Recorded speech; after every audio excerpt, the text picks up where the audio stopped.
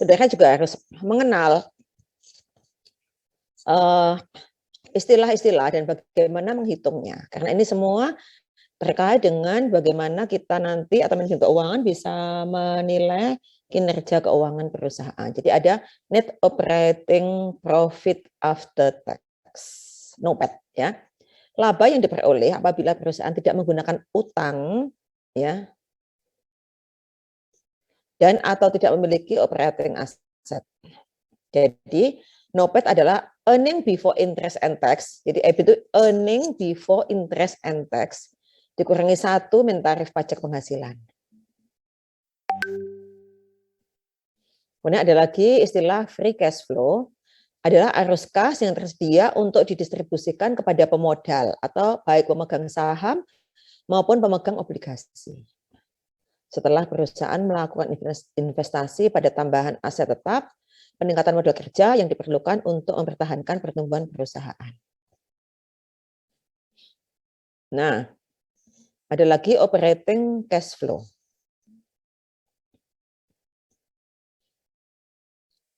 NOPAT, net operating profit after tax, ditambah depresiasi. Nah, ini harus saudara pahami juga, saudara. Saudara ingat enggak ya ketika pertama kali di kuliah pertama ya sepertinya itu sebentar saudara. Saya tadi sudah belum?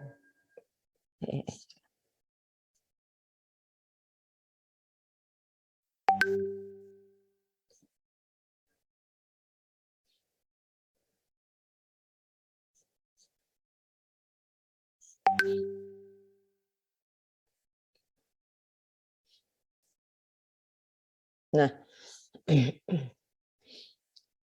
bahwa salah satu prinsip manajemen keuangan adalah kas dan bukan laba adalah raja. Ingat itu, waktu Bu Sri menyajikan 10 prinsip manajemen keuangan. Jadi yang mendapat perhatian pertama pada manajemen keuangan itu bukan laba, tetapi justru kas. Kas dalam hal ini adalah aliran kas. Sehingga ketika yang diketahui adalah laba setelah pajak, ya, maka bagaimana saudara bisa menghitung operating cash flow? Berapa cash flow operasinya? Jadi laba sesudah pajak ditambah depresiasi. Mengapa begitu?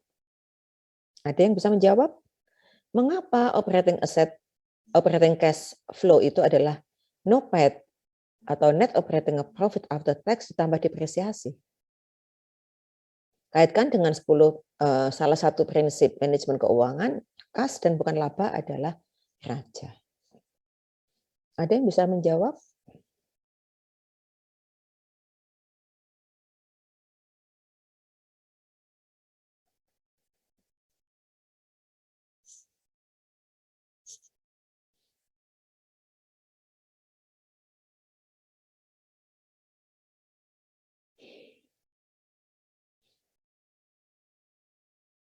Silakan, saudara.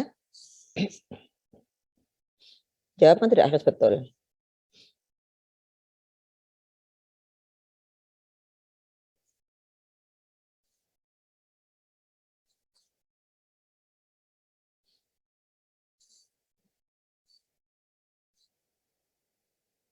Tidak satu pun.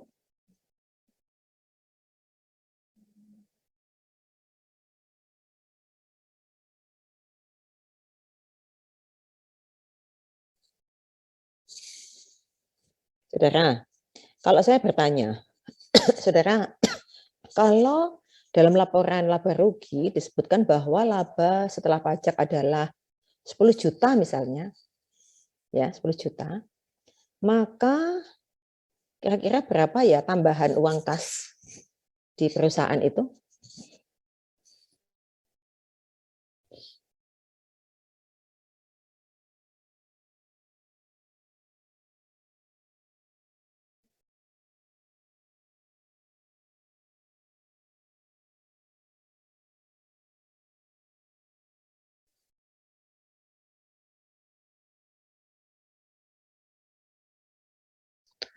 10 juta juga, Bu.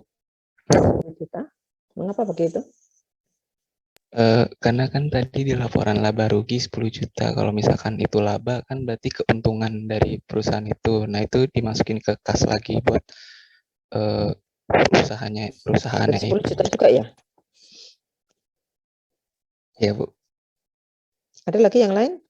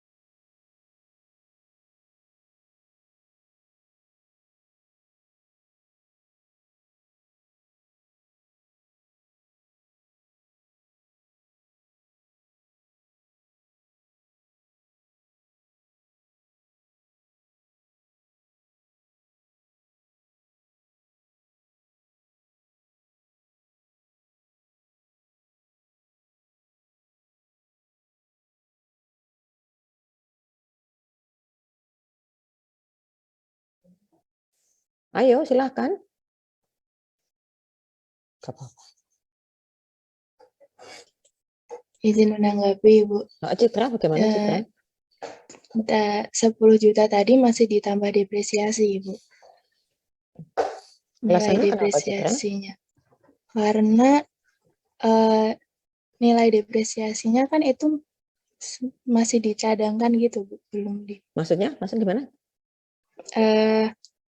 Depresiasi dari aset tetap kan belum dikeluarkan dari kas gitu loh, Bu, masih dicadangkan. Terkumpul di akumulasi depresiasi ya? Iya. Oke, terima kasih Citra. Yang lainnya satu lagi.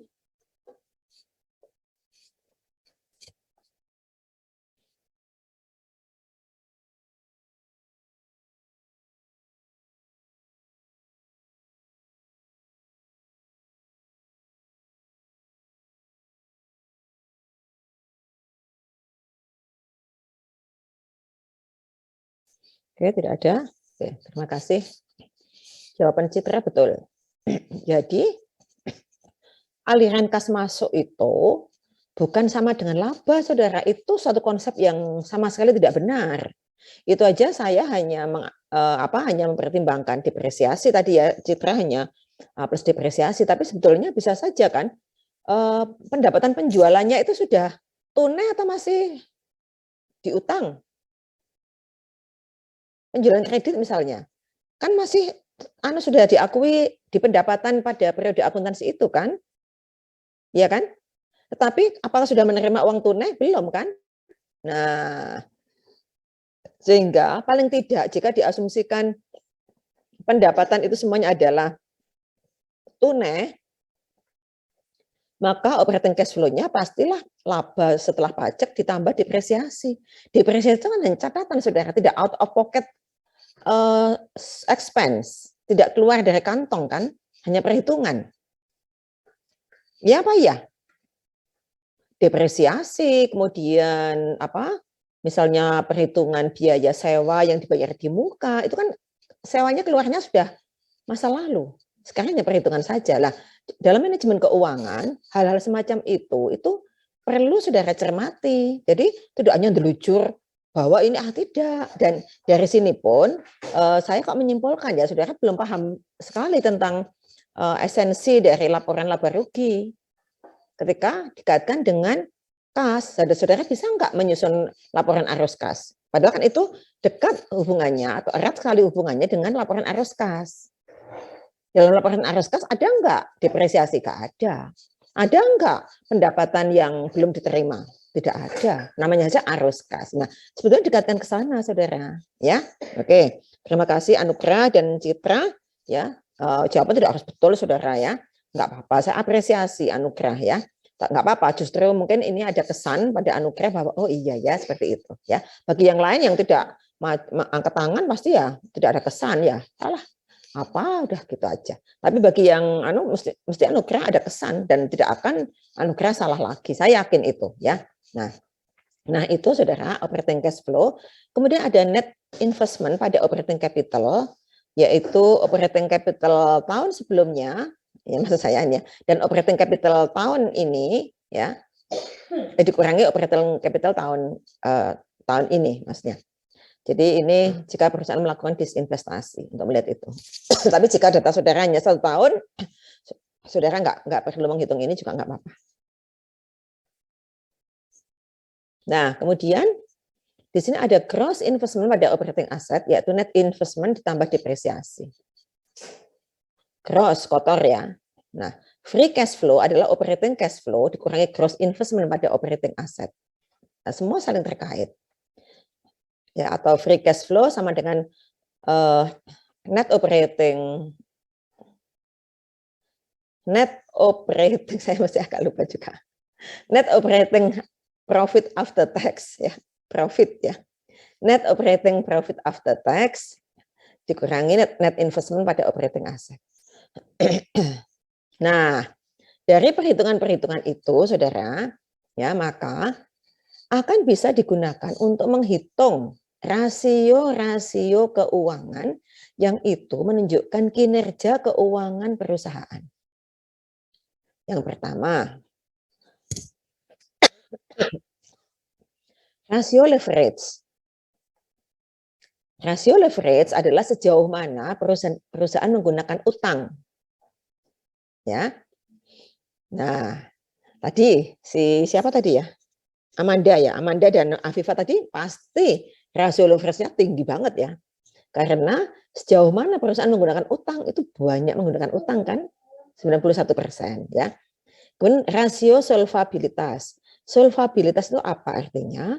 Solvabilitas itu adalah mengukur kemampuan perusahaan memenuhi kewajibannya. Kewajibannya itu apa? Ya total kewajiban, bayar utang dan sebagainya. Sehingga untuk menghitung rasio solvabilitas, saudara menghitung total kewajiban dibagi modal sendiri. Nah, kemudian rasio likuiditas. Rasio likuiditas adalah mengukur kemampuan perusahaan memenuhi kewajiban keuangannya jangka pendek. Keuangan jangka pendek adalah pasti melunasi kewajiban-kewajiban jangka pendek yang kurang dari 1 tahun. Sehingga untuk menghitungnya adalah bisa dengan menggunakan rumus modal kerja neto dengan aset, atau current ratio, atau quick atau acid test ratio.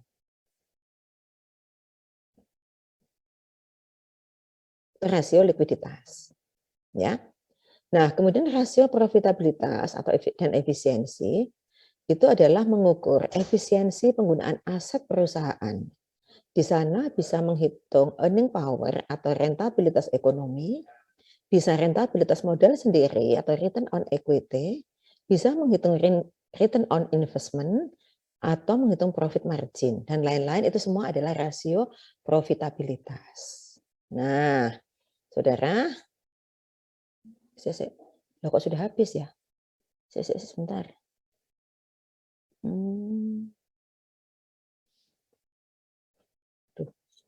Sebentar, saudara. Kok sudah habis ya? Coba saya carikan file, mungkin filenya ini ya.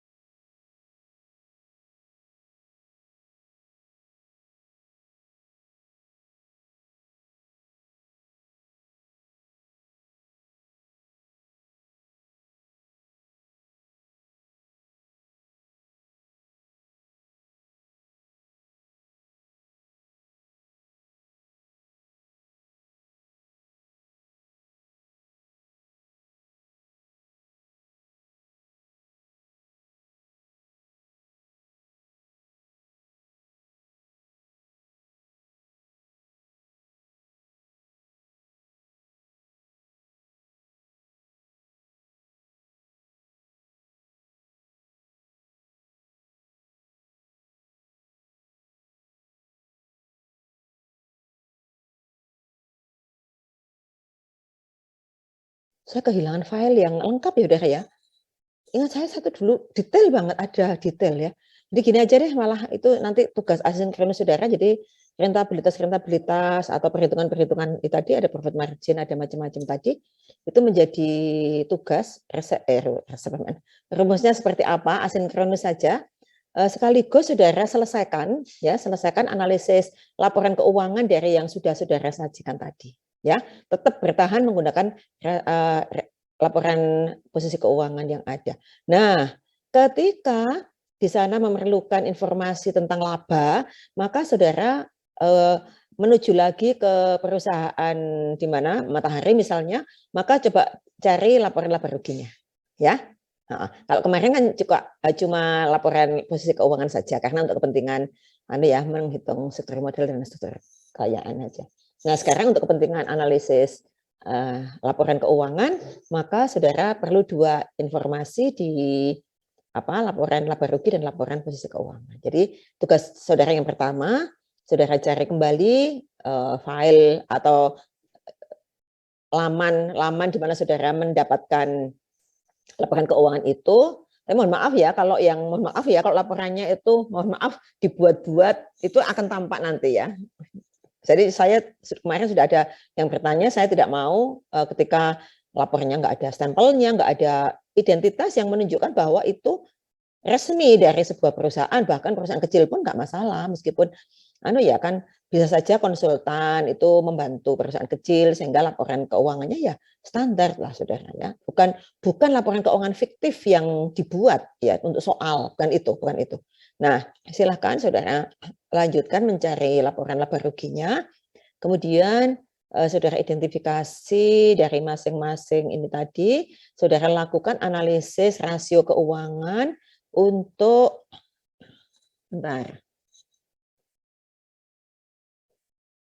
Jadi saudara identifikasi dulu NOPAT-nya berapa, free cash flow-nya berapa, operating cash flow-nya berapa, ya, kemudian gross investment berapa, dan selanjutnya saudara analisis laporan keuangan mulai rasio leverage, rasio solvabilitas, rasio likuiditas, dan rasio profitabilitas.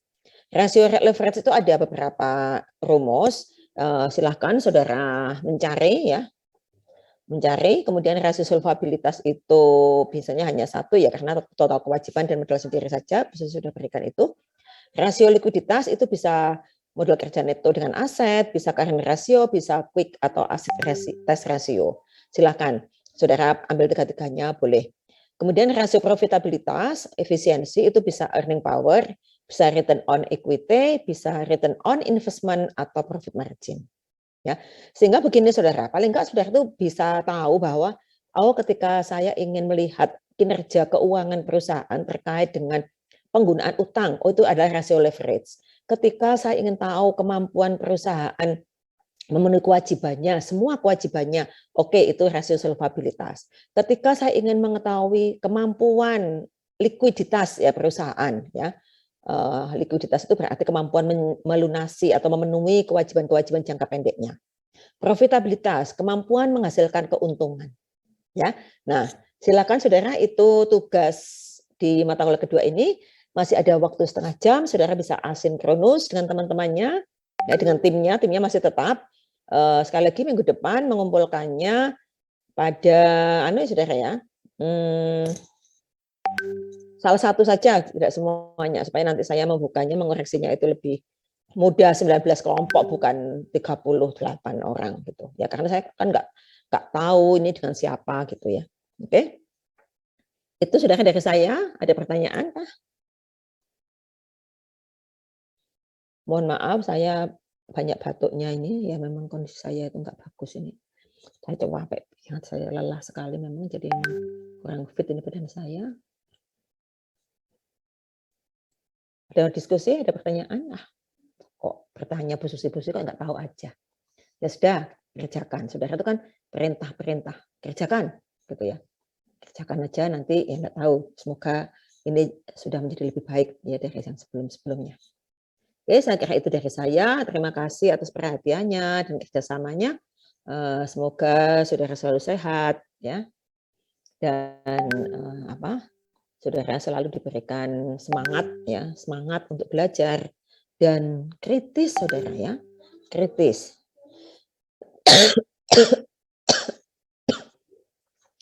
Saudara jangan tuh kenapa sih ini nggak bisa-bisa ini? Nah, silakan saudara.